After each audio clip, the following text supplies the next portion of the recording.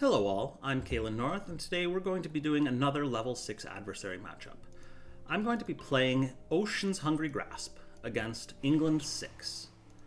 We're going to be doing this on board B. My two favorite boards for Ocean are boards B and D. I think that board B is slightly preferable in this case, but you could go either way. We will be playing with Branch and Claw and events turned on, so we'll have access to both those powers and those events, as well as tokens. For Ocean, with higher level adversaries, I always like to start with a town so I can drown it on round one. And otherwise, I take a pretty typical Ocean path, going with growth 2 turn 1, and then alternating growth 3 and 1 for the rest of the game, or at least until it makes sense to start doing something like a reclaim loop. I will be gaining a lot of minor powers this game, in order to try and facilitate stuff with our elements, but I also want to be converting to majors pretty early on, probably around turn 3 or 4, in order to take care of the inland lands that are otherwise going to prove quite problematic for us. So, Call of the Deeps is going to be gather an explorer into the ocean because we can't gather the other explorer. Pound Ships to Splinters is just some fear. And then Tidal Boon and Ocean Breaks the Shore will let us deal with the mountains, hopefully. Alright, Tidal Boon is going to be drown a town in the mountains, and then Ocean Breaks the Shore is going to be redundant this turn. We can't actually drown anything with it, but we're still sitting at 5 energy after turn 1, which is pretty good. I'm going to gain a power card here, and I like to gain a minor, hoping for something with water and earth ideally, but if not, we still have options. Gift of Power has water and earth, so that's actually pretty good, and that's probably going to be my choice.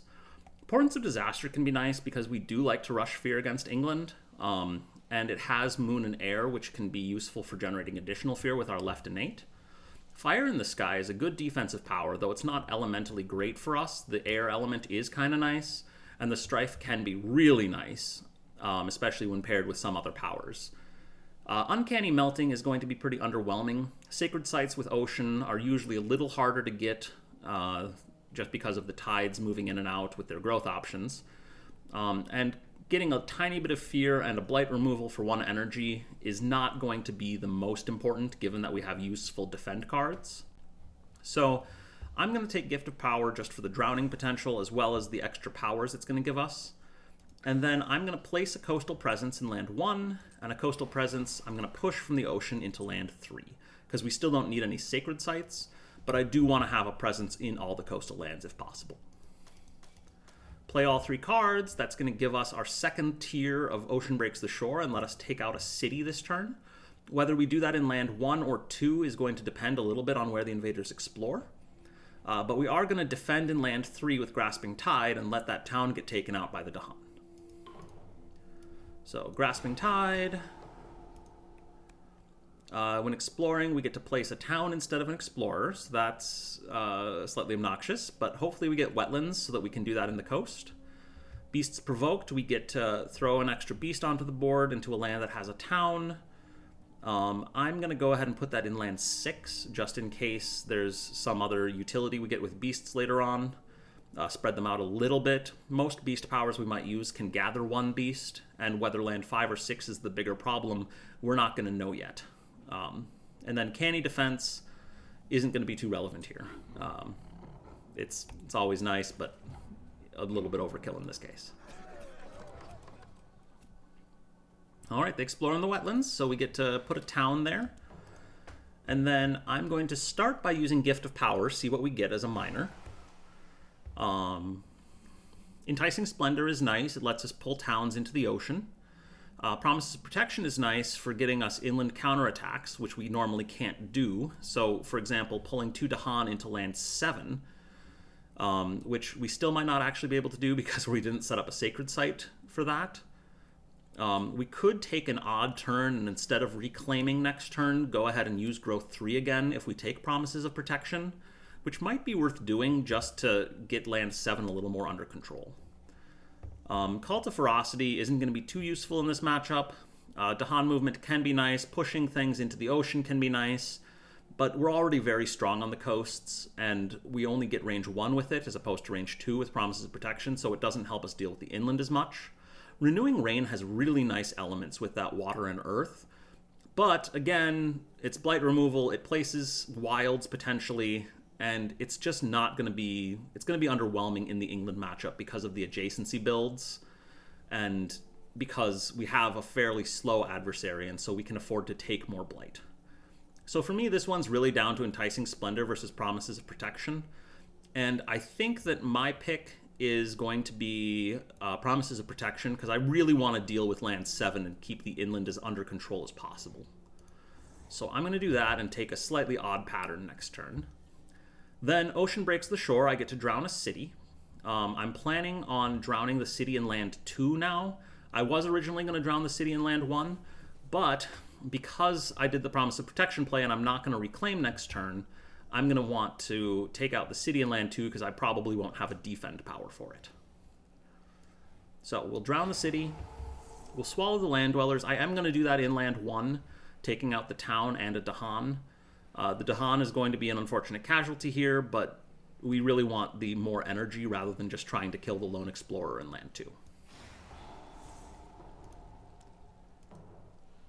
Alright, so then I'm going to use Growth 3 again, and only play 2 cards, but I am going to go ahead and gain a major power, because we have 9 energy to work with, and we're playing a 0-cost power this turn.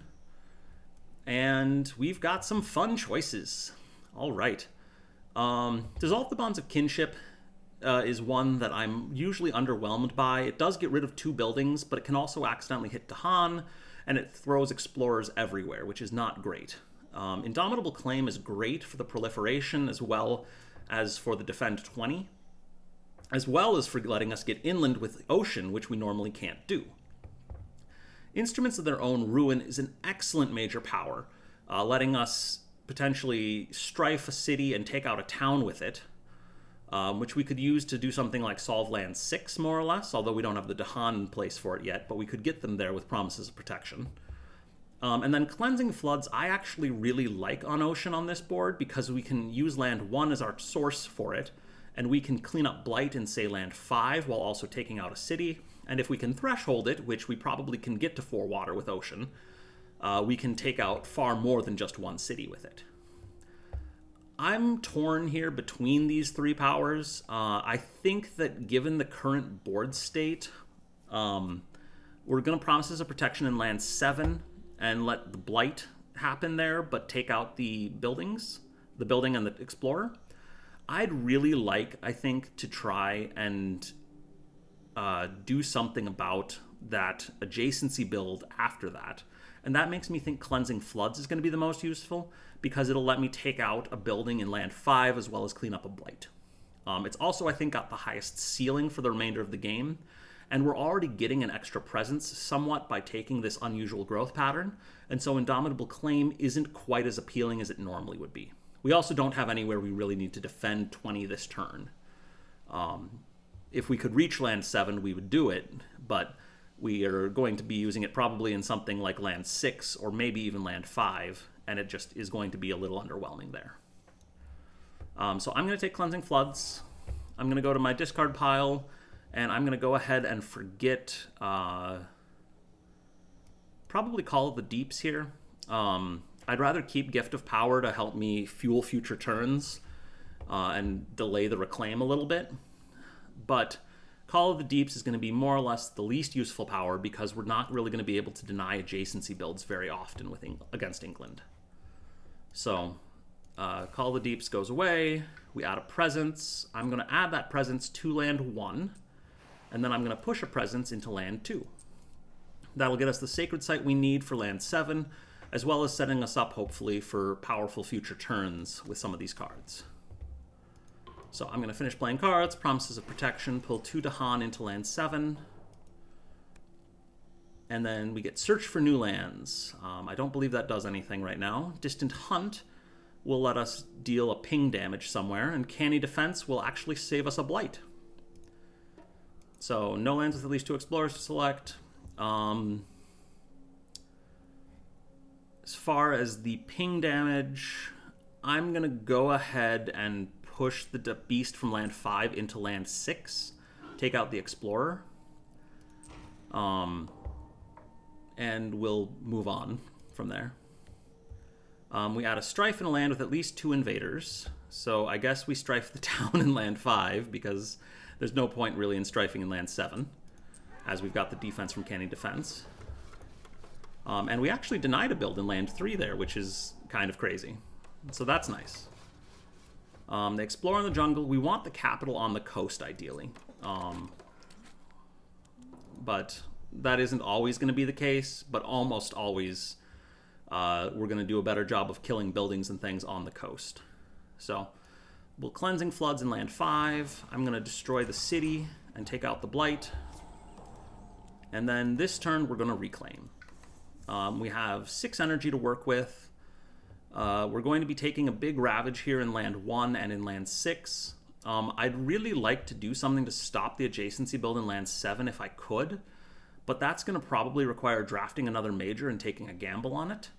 A more cautious play we could do here is to simply take a minor power and try and get something to help us defend land 1 and actually deal with that more proactively so that we don't take a Blight there and lose presence.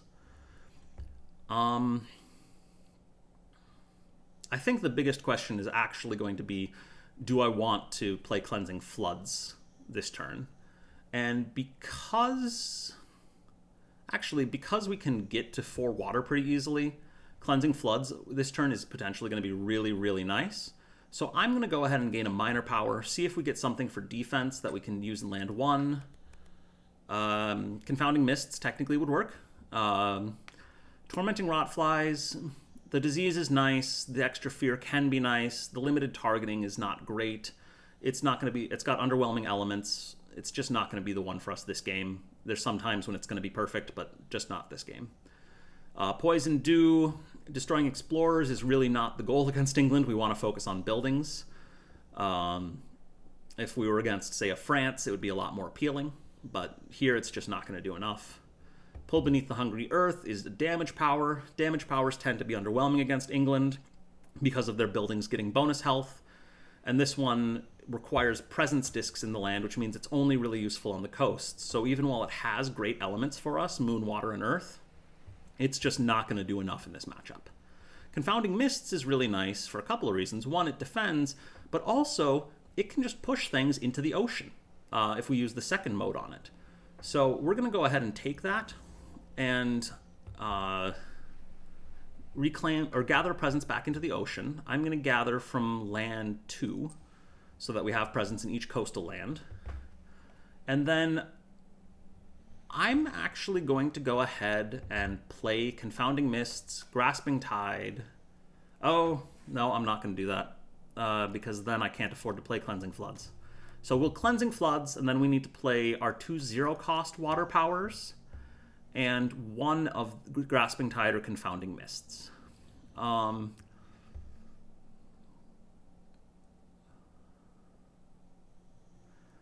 going to use Confounding Mists rather than Grasping Tide because I'm actually going to use the second mode. I'm going to just take the Blight in land 1, but Confounding Mists in its second mode, when we use it on land 4, will let us actually go ahead and push that town into one of the coastal lands where we can then drown it. So we'll do that. Push invaders added to land 4 this turn. Pound ships to splinters. We get some extra fear. And we get Years of Little Rain. Lovely. Well, we can ease the drought for nothing, so we might as well.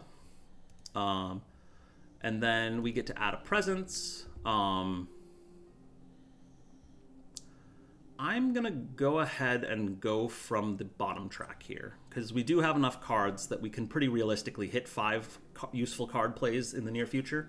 We won't be able to do it right away. Or actually, we will be able to do it right away because we have Gift of Power. So that's good. And then we get Beasts attack. So we grouped up those beasts earlier, which is nice, because now we can just go ahead and destroy the city in land 6. And that'll lose us 1 beast, but it kills a city, so that's great. Scapegoats destroys a single explorer. High immigration, we get some inland stuff built. We take a couple Blight from the Ravage. They build in the jungles. I'm going to have them build in land 4 and then push to land... Do I want them in land 2 or land 1 is the question here. If I push them to land 1, we're probably going to hit land 1 with our thresholded Cleansing Floods, and they currently have only 10 health of invaders in there. So if I push them there... Oh, except they're going to build another city from the Explore most likely.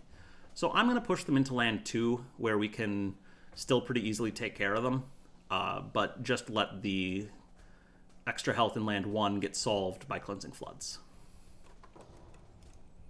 Invaders explore in the sands, we get that extra city in land 1, and then we get to use some powers. So we're going to Cleansing Floods here, take out all the buildings, take out the Blight, get a couple of Fear cards, which is really nice, and then I'm going to use Swallow the Land Dwellers in land 2, as well as Ocean Breaks the Shore, to clear all of our coastal buildings, which is not ideal, but we are hopefully getting close to winning, and so it shouldn't be as bad as it seems. Gift of Power. Call to Isolation is nice for pushing things into the ocean. Entrancing Apparitions can be nice for either some defense inland or else gathering explorers out of the inland. Encompassing Ward Defense is not going to be too useful for us here. And Scour the Land, if the invaders were more built up, would probably be more useful. They are likely to start another capital site here in one of these other lands next turn. I think in land 6 most likely, based on, well, 5 or 6. We get to pick probably. So Scour the Land could be useful for that. But I think I'm going to go ahead and take Call to Isolation here, just because I don't think Entrancing Apparitions is going to do quite enough, and Call to Isolation can push a couple of things into the ocean pretty easily, as well as potentially move Dahan around for us. So we'll do that, and then we will grow with Growth 3. I'm going to gain a major power this turn. We don't really... I don't know for sure where we're going to be doing things. I'm probably going to drag 2 Dahan into land 8 to counterattack there. And I'm going to be Grasping Tiding just for fear. Tidal Boon will help us drown a town and push some Dahan potentially out of land 3. Call to Isolation could get a Dahan into land 4 to try and take out that Explorer potentially as well, although the adjacency build may or may not be enough to stop us from really clearing the land. But I think we're going to do best with a major here, even if we can't play it for energy reasons, rather than just going for another minor, which the effect is probably not going to be small enough or not long range enough. All right, Jungle Hungers, great major, useless in this matchup because we have no jungle lands and we can't get them unless we pull Indomitable Claim.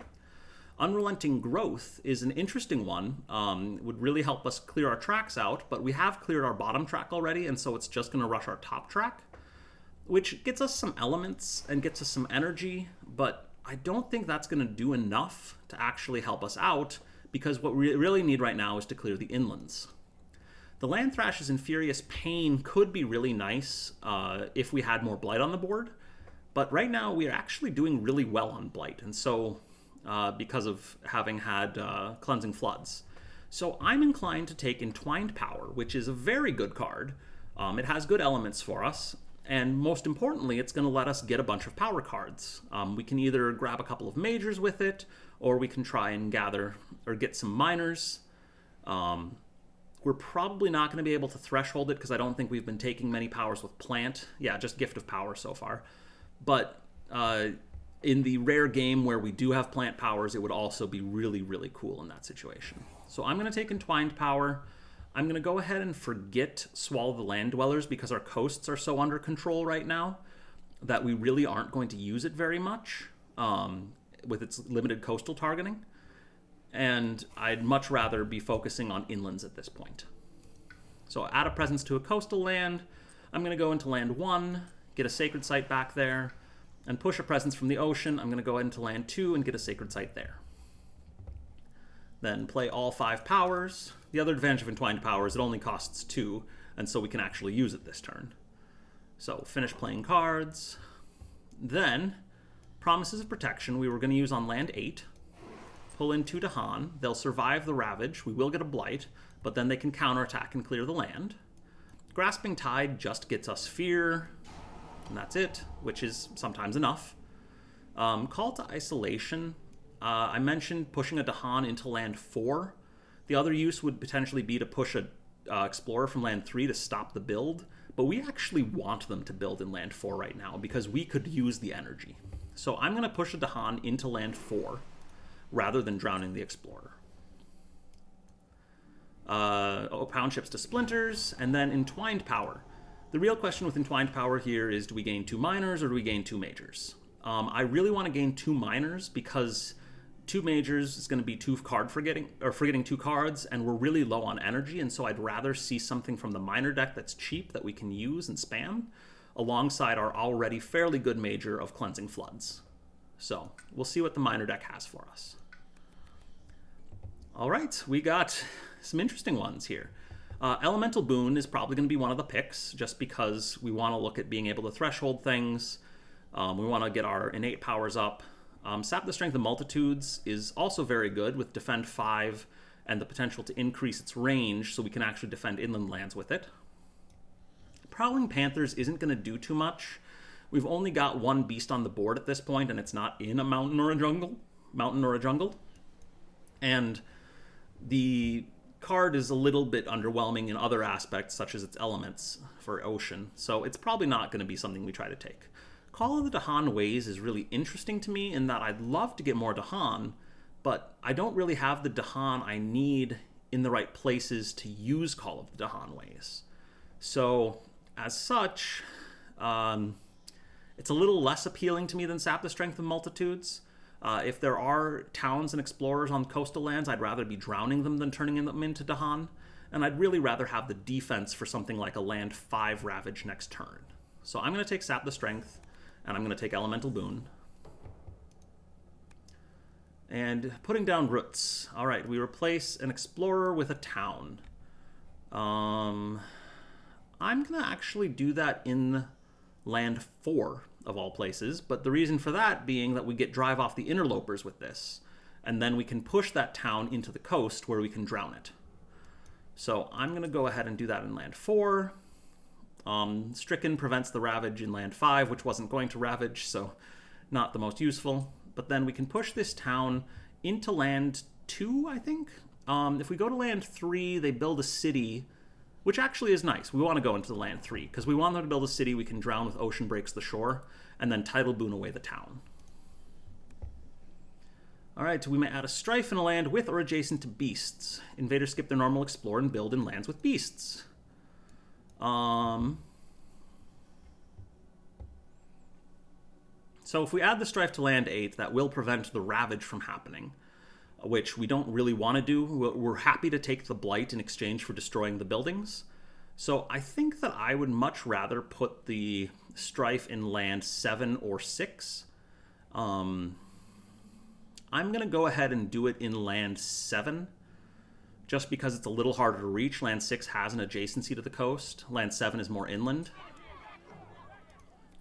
And then, let's see, each player removes a town or explorer from a land with presence. Alright, I'm going to kill the explorer rather than the town. Again, for the reason we said before of we want to be able to drown things there. And then, defend 2 in all lands with presence. Each spirit gains an energy per sacred site they have in lands with invaders. That's nice, I guess, and doesn't do too much. Ravage in the jungles is nice. Sands go. And they explore in the wetlands. Alright, we get to choose where our capital starts again, and I'm going to choose land 3. Because, again, we want that on the coast if we can do it. Alright, so now, Ocean Breaks the Shore. We'll drown the city here. We'll Tidal Boon. I'm going to go ahead and do that in land 6. Or land 3, excuse me. I'm looking at defend 6. Push a town into the ocean, and then that Dahan, I'll leave there. If we want to, we can try and play Promises of Protection or Call to Isolation next turn after a reclaim in order to get that town taken care of, either with a counterattack or more likely pushing it into the ocean. So I'm not going to push that Dahan. And now we have significantly more energy again, so that's really nice. I'm going to go ahead and reclaim cards this turn.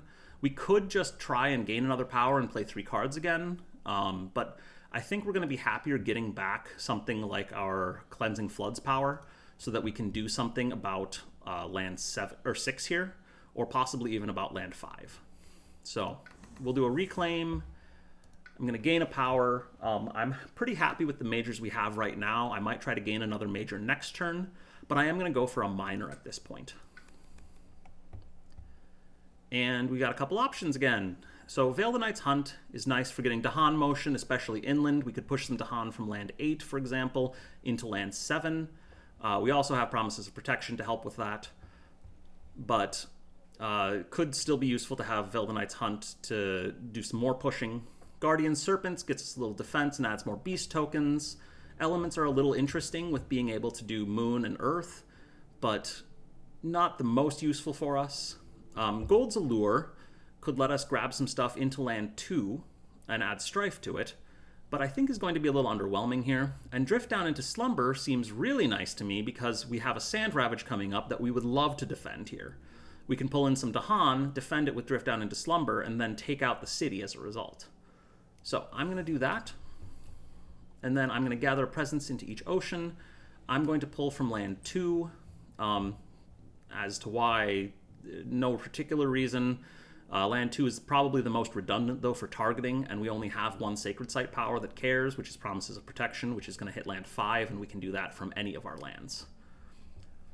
So, Promises of Protection is going to be one of my plays this turn. The big question I have to ask myself is, do I want to play Cleansing Floods? And the answer, I think, is no. I want to save it for next turn. Partially because Promises of Protection doesn't have that water element on it, and so I'd have to play 4 water element cards to go with Cleansing Floods, which I could do. But I'd rather do a off element turn this turn, and then go ahead and try and do a on element turn next turn with Cleansing Floods to wipe out a built up land in land 6 kind of a thing. Yeah. So I'll play Promises of Protection. I'm going to play Confounding Mists, actually, because the build in land 6, I really want to push into land 1, again, to try and sort of move their capital back to the coasts. I'm going to play Drift Down into Slumber to defend land 5, after we pull some Dahan in from lands 4 and 7 with Promises of Protection. And I have 2 card plays left. I'm going to use Call to Isolation to solve land 3, push that town into the ocean. And I've got 1 card play left. I think I'm going to use Entwined Power just to get us some more gas for next turn and see what we can get. Again, we're not going to threshold it, but it is useful for just getting lots of cards. So, Promises of Protection in land 5. Drift Down into Slumber in land 5. Will Confounding Mists here in land 6. I want to push Invaders added. Call to Isolation in land 3. Push the town into the deep. Pound ships to splinters, get some more fear. And Entwined Power. Again, I'm pretty happy on our major front right now. And so I think I'm going to gain 2 minor powers just to extend our hand and our reclaim cycle a little bit. So, Gift of Living Energy, nice for getting us more energy. We are probably going to have the Sacred Sites for the kicker, so it's just gain 2 energy, bad elements. Visions of Fiery Doom, we've got too many things that already do that effect more or less, but better. The only thing that's nice about Visions of Fiery Doom is it's fast, but we've got defend powers to help with that as well. Purifying Flame could clean up some blight. We are down to 1 blight on the Healthy Island card. But the first effect of dealing damage is not going to be very impressive. The elements are not that great. And the blight removal is, I think, going to be not too useful because the mountains and sands aren't where we have the blight yet. Inflame the Fires of Life is interesting. Disease is great against England. Fear and Strife is great. We probably can play it with the kicker between Sap the Strength of Multitudes, Promises of Protection, Call to Isolation, and Elemental Boon. But I think that since we're getting 2 of these, Gift of Living Energy and Inflame the Fires of Life would be my choices. So I'm going to take those two. And let's see here. Increasing aggression. Invaders do +1 damage when ravaging. Great. I think that actually hurts us quite a bit, but I don't know that there's anything we can do about it. So, Weaslung Outbreak, we get a disease. Skip the next normal explore, so that's nice. Invaders build in the jungle. They get their adjacency builds. Oh, and we had the bonus health, so it's fine. Yeah, I was thinking, or not even the bonus health. It's a city and an explorer. It only deals 4 damage. I'm mixing up bonus health with bonus damage again. So we'll go ahead and take out the city. Get some more fear. Invaders build in the wetlands. I'm going to... was there something on the event about the build? Oh, it's asking me because of the confounding mists. That's right. So it doesn't make a big difference because the disease token is there. So we'll go ahead and just build and lose the disease. And then Ocean breaks the shore. We get to drown a town. We only have 1 target for that, so we'll take it. And now we get to take growth 3.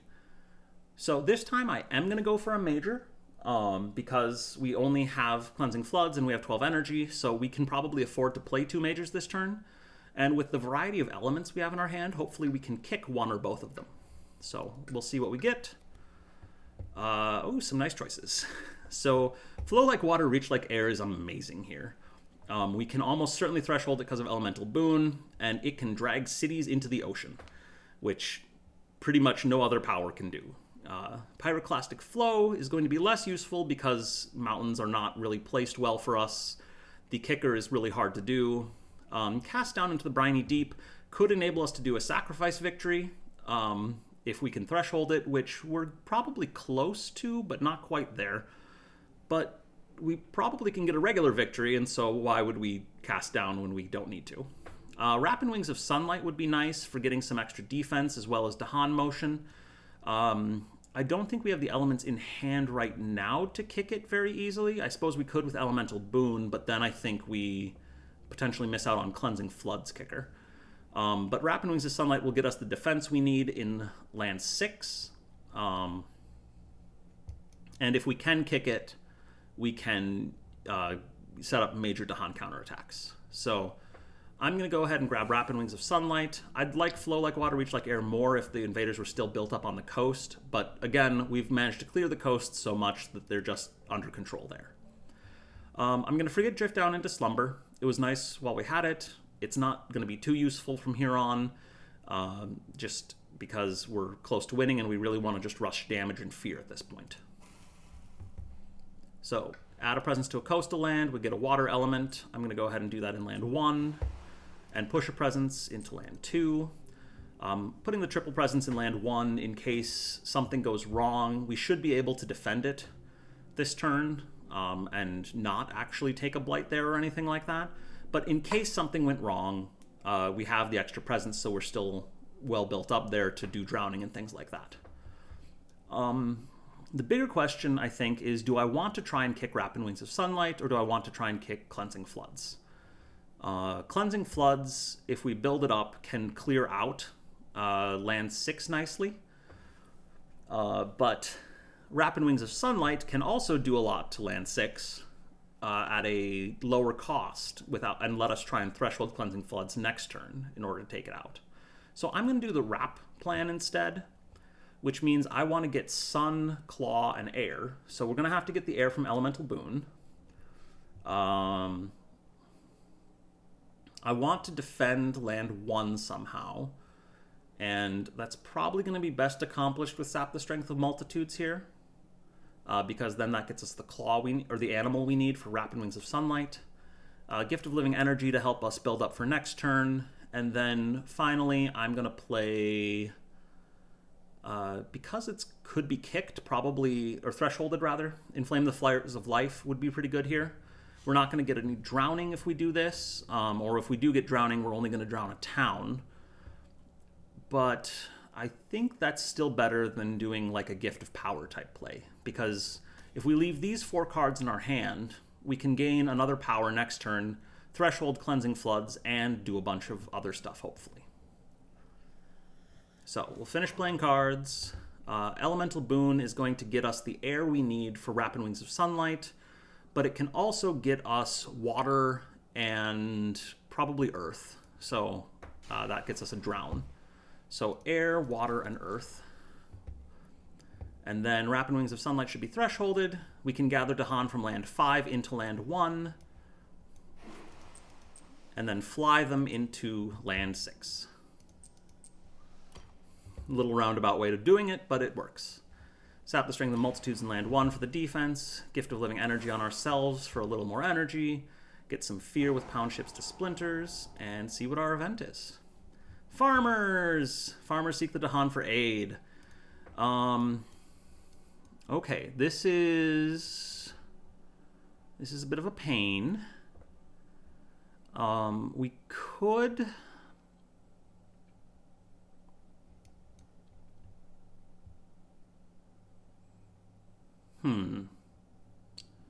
What do we want to do here? I think I actually want to teach the invaders here rather than spurn them, largely because of the blight that we'd have to take if we spurn, and the fact that decreasing their health doesn't actually do much for us in the counterattack. So if we teach them, we can put an extra town down somewhere like land 3, which will get a little built up by the Sands build, but then we can drown things there next turn. And getting another build here in lands 1 and 6 instead of a Ravage will allow us to instead get more drowning targets. Land 6 is going to turn into a bit of a problem as a capital, but we can hit it with Inflame the Fires of Life, which is really nice. Get that disease and that strife in there. And then we can also hit it with Cleansing Floods next turn, which we'd already talked about, and try and clear it and possibly even push for the victory at that point. So I'm going to teach the invaders. I'm going to put the town in land 3, and then I'm going to add the disease. I was thinking I'd do it in land 8, because that's sort of a less consequential area, but I'm actually going to do it in land 6 to try and slow down the capital build that they're doing there. Okay, we can gather a town into a land with city, or an explorer into a land with buildings. So I'm going to go ahead, and since we're doing this build, I'm going to go ahead and gather the town from land 5 into land 1. Again, this is because I want to do my capital in land 1 if I can, or potentially even land 3. And we are going to get 2 explorers here. And we get our first stage 3 card. So mountains are going to be an interesting problem going forward, but we've got a nice set of stuff in land 1 here that we can start drowning and dealing with. So we will take out one of the towns here in land 1, Inflame the Fires of Life. I am going to use... I'm actually going to use on the jungle in land 4, because I think that's a bigger concern to me than the mountains in land 2. And I don't really have anywhere else I'd want to target it. So we'll get a disease and a strife there, as well as a fear. And now we're going to have our Cleansing Floods turn. So let's gain a power card. We'll gain a major, see what we get. And some interesting choices, as usual. Pent-Up Calamity could be really nice for dealing some major damage, as well as having some really cool elements that we're probably not actually going to be able to threshold. I don't think we've been taking much with... Well, no, we do have stuff with fire. So Pent-Up Calamity is probably what I want to take here. Trees and Stones Speak of War is a great defensive and damaging power. It only costs 2, which is really nice. But we don't really have Dahan clustered anywhere that's going to be useful for it. Mists of Oblivion has decent elements for us, and if you can get the threshold, can take out some things, but just is going to be underwhelming against England because of their bonus health. And Accelerated Rot, targeting jungles and wetlands, if we could kick it, get the threshold, would be really appealing, but I don't think we're going to be able to do that. We do have the cards that could potentially enable it, but Cleansing Floods is going to do the same thing, just a little better. So I'm going to take Pent-Up Calamity, forget something from our discard pile, probably... Probably Inflame the Fires of Life at this point. I think it's done some work. It's not going to be great for us the rest of the game. We still have the fire elements on Gift of Living Energy and Elemental Boon if we want a Threshold Pent-Up Calamity. So I'm going to get rid of Inflame the Fires of Life. I'm going to add a Presence to the coasts. And we're going to, I guess, triple up in every land. And we don't have a Ravage this turn, so Grasping Tide is going to be gloriously useless. But we are going to still play all 5 cards and see what we can do. The 2 Fear I should not underestimate from Grasping Tide. That is, in fact, very useful and will potentially stop the High Migration build, because Pent-Up Calamity is not going to be causing any fear this turn unless we really want to nuke land 4, which we don't, because they're going to get an adjacency build anyway. It could be more interesting to nuke land 7 with it, but I'd also kind of like to just add a disease and a strife there instead. Is there anywhere else that I might want to target it? Land 8 could be a potential target, actually, because the mountains are going to double build, which is a little more obnoxious. And land 8 would actually be fully solved with Pent-Up Calamity, because between the disease stopping the build and the strife stopping the town from ravaging, the 2 Dahan already there would be enough. So I'm going to do that there. Add the disease and strife. And then Grasping Tide, again, doesn't really matter where we do it because there is no Ravage this turn. I'll just throw it in land 1. And we get an event. Bonus health for the invaders. That's obnoxious. That's going to really limit the effectiveness of our Cleansing Floods, but there's not much we can do about that.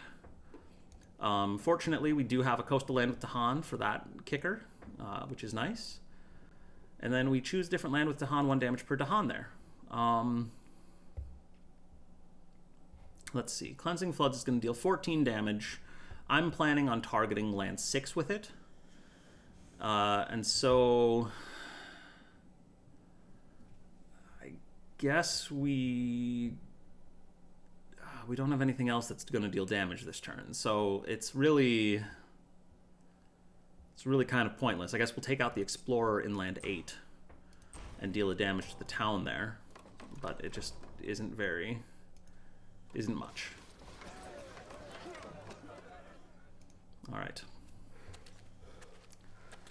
Alright, now we get Sands and Wetlands, and we need to hurry up and rush to Terror 3, because we're going to be in trouble if we don't get that done soon. So, I'm going to go ahead and Ocean Breaks the Shore, drown 2 buildings, and I'm going to use that to mostly solve... Actually, I'm going to use that to mostly solve land 3. Oh no, wait, we're going to Ravage twice in the mountains. So I actually want to do that in land 2. Take out both buildings. Tidal Boon, we're going to use in land 3.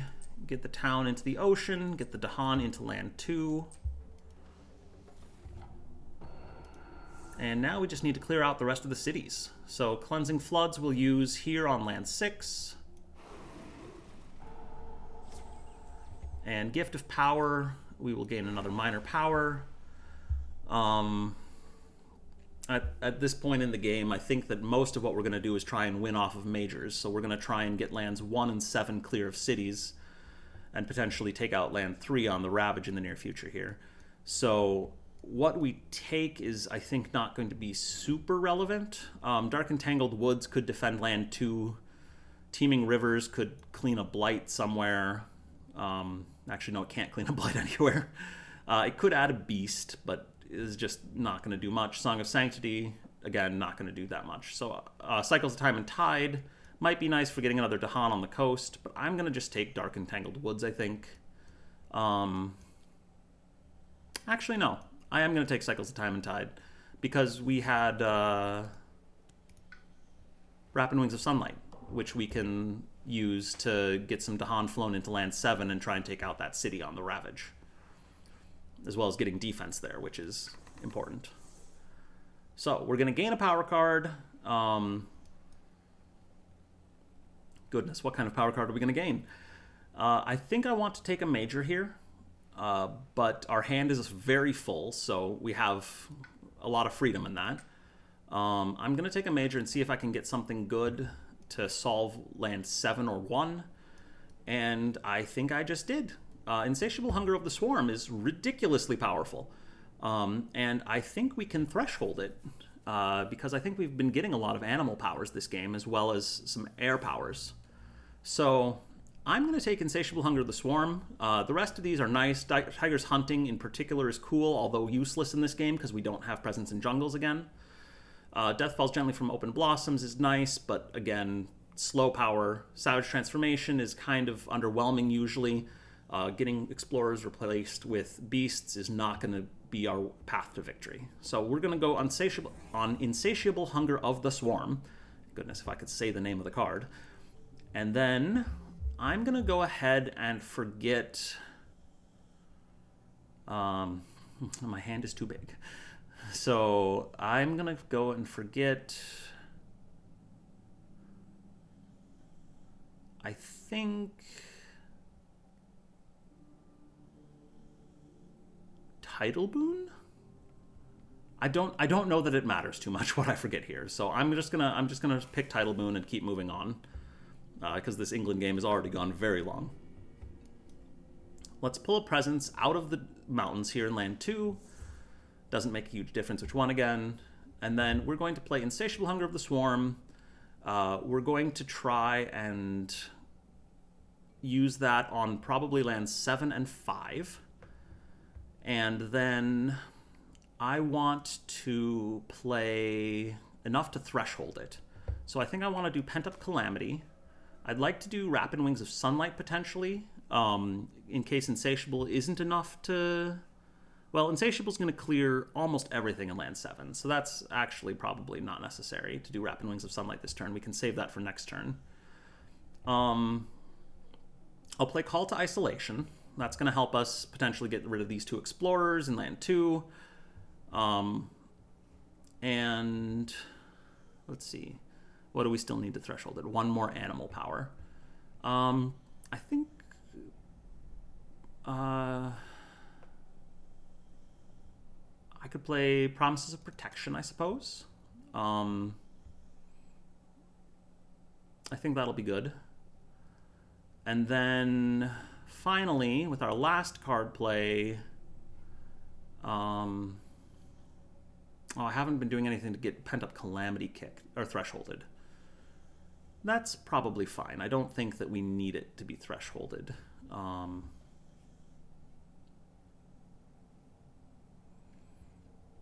I do want probably something with water so I can get a Drown in this turn.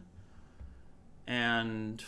we're doing all right on fear cards. We're pretty close to winning on fear. We're going to generate a ton of fear this turn. So I am inclined to play... I'm going to play Confounding Mists, actually. And use that to push something from probably land 1 into the ocean. So let's do it this way. All right, first things first, I want to Insatiable Hunger of the Swarm with its threshold. I'm going to do that in land 5, and then I'm going to do it in land 7. So, put in beasts, deal damage, deal fear, lose a beast, and then Insatiable Hunger of the Swarm again, gather beasts, deal damage. We get 8 damage, so that's going to be enough to take out the city, 1 town, and 1 explorer. And then... I'm going to Call to Isolation, pushing these 2 Explorers into the ocean. I'm going to Promises of Protection, actually, and drag the 2, a Dahan from land 8 and a Dahan from land 6 into land 7, so that on the first Ravage, the mountain clears and then doesn't Ravage again on the second one. We could also just Pent-Up Calamity there, potentially, and remove tokens in order to destroy things, which is actually probably better because we're only 5 fear away from winning. So, yeah, actually, that's going to be better. We can pound ships to splinters and then just win with Pent-Up Calamity. Remove 3 beasts, or 2 beasts and a strife, I guess. We can remove all of the beasts, it's fine. We get victory anyway. So that's our Terror Level 4 victory against England 6. Didn't have to flip the Blight card. Ocean's pretty darn good at this matchup. Sometimes it takes a while. We did go into stage 3, but focusing on keeping the coastal lands built up at least somewhat so the capital stays there, and you've got plenty of food to fuel your majors to clear the inlands, and England 6 sort of falls over. So yeah, that's Ocean. Hope you enjoyed the game. If you've got thoughts on it, let me know in the comments below, and I'll see you next time.